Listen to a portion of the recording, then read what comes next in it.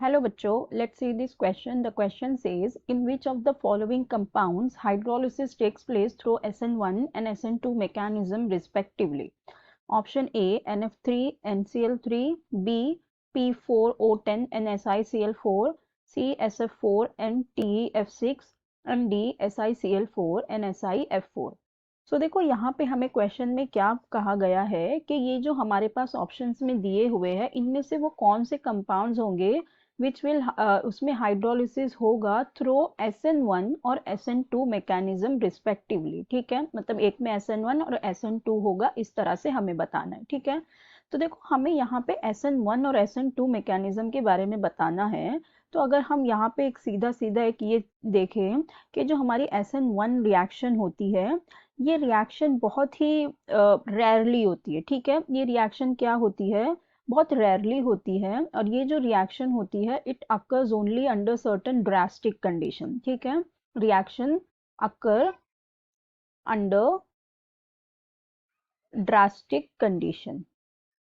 ठीक है, बहुत रेयरली होती है, और जब होगी तो इसके लिए हमें बहुत ड्रास्टिक कंडीशन चाहिए होती है। ठीक है, तो यहाँ पे इसकी एक ये कंडीशन हो जाती है, एक पॉसिबिलिटी हो जाती है। ठीक है, only under drastic condition, right. ठीक है, और अगर हम SN2 रिएक्शन की बात करें तो ये जो SN2 होती है ये एक मोस्ट कॉमनली रिएक्शन हो जाती है। ठीक है, ये हो जाती है मोस्ट कॉमन रिएक्शन। ठीक है, मोस्ट कॉमन होती है, और ये यूजुअली हमें दिखाई देगी। इट यूजुअली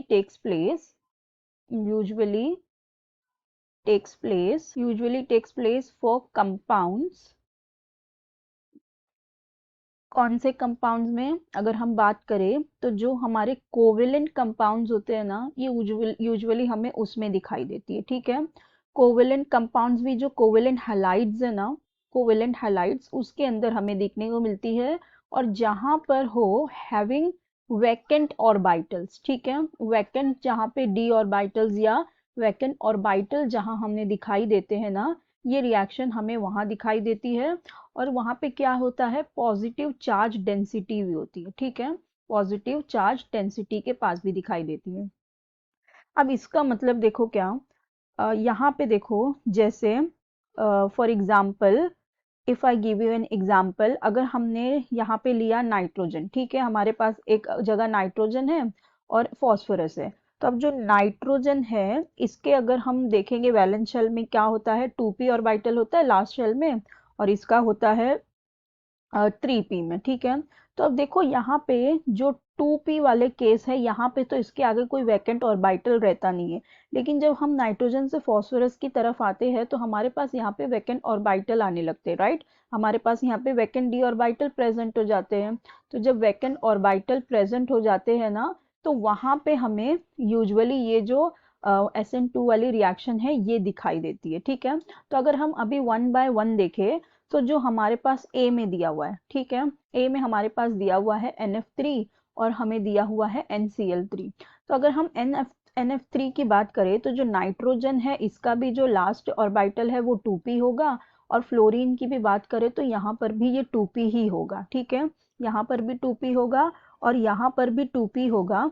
तो इस केस में होता क्या है कि यहाँ पे हमें SN1 रिएक्शन मिलेगी, क्योंकि ये क्या होती है, अंडर ड्रास्टिक कंडीशन में चली जाती है, और ये बहुत रेयरली होती है। तो यहाँ पे हमें कुछ ड्रास्टिक कंडीशंस लगानी पड़ेगी। तो यहाँ पे क्या होगा, NF3 के केस में हो जाएगी SN1 वाली रिएक्शन। वेयर एज अगर हम NaCl3 की बात करते हैं तो NCl3 के केस में देखो क्या होता है, अभी यहाँ पे नाइट्रोजन है जिसका 2p में रहेगा, और जो क्लोरीन है हमारा इसके पास 3p इंट्रोड्यूस्ड हो जाता है। ठीक है, अब 3p इंट्रोड्यूस हो गया तो अब इसके पास क्या आ जाएंगे, वैकेंट ऑर्बिटल्स आ जाएंगे, और वैकेंट ऑर्बिटल्स आ गए तो फिर वहां पे जो हमारी SN2 मैकेनिज्म है, रिएक्शन है, वो बहुत इजीली हो जाती है, प्रोसीड हो जाती है। तो यहाँ पे SN2 हो जाएगी। ठीक है, तो इसके केस में SN1 हो जाएगी, इसके केस में SN2 हो जाएगी। बाकी का अगर हम देखें P4O10 के केस में, तो देखो अगर P4O10 का अगर हम स्ट्रक्चर देखते हैं, P4O10 का स्ट्रक्चर कैसा होता है, इसका अगर हम स्ट्रक्चर देखें तो यहाँ पे हमारे पास इस तरह से ये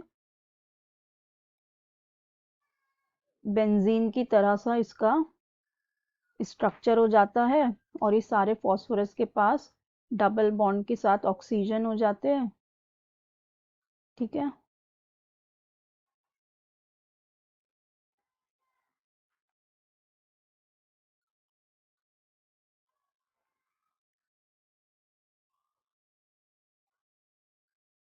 तो यहाँ पर भी क्या होगा, oxygen then phosphorus then oxygen then phosphorus. ठीक है, इसके पास भी इस तरह से डबल बॉन्ड होता है और यहाँ बीच में भी हमारे पास इस तरह से ऑक्सीजन आ जाता है। ठीक है,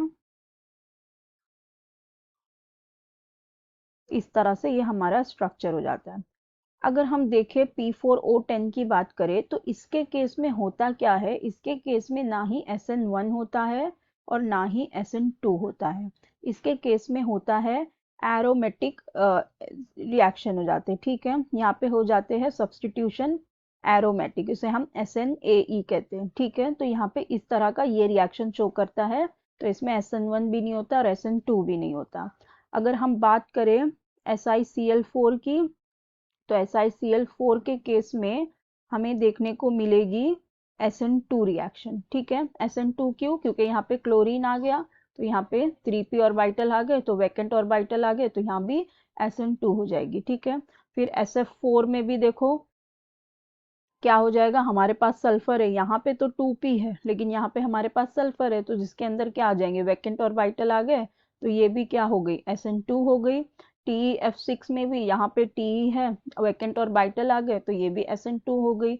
SiCl4 में भी अगर देखें तो क्लोरीन भी आ गया, तो ये भी SN2 हो गई, वैसे ही SiF6 भी SN2 हो गई। ठीक है, तो देखो हमें क्या बताना था कि जिसमें SN1 और SN2 मैकेनिज्म हो रही है, तो खाली हमारा ऑप्शन ए ऐसा है जिसमें यहाँ SN1 होगी और यहाँ SN2 होगी।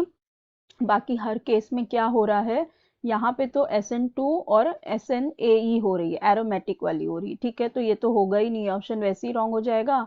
यहाँ दोनों जगह SN2 हो रही है तो रॉन्ग होगा, यहाँ भी दोनों जगह SN2 हो रही है, तो खाली हमारा ऑप्शन ए ऐसा है जिसमें NF3 में SN1 होगी और NCl3 में SN2 रिएक्शन हो जाएगी, तो हमारा करेक्ट ऑप्शन हो जाएगा ऑप्शन ए।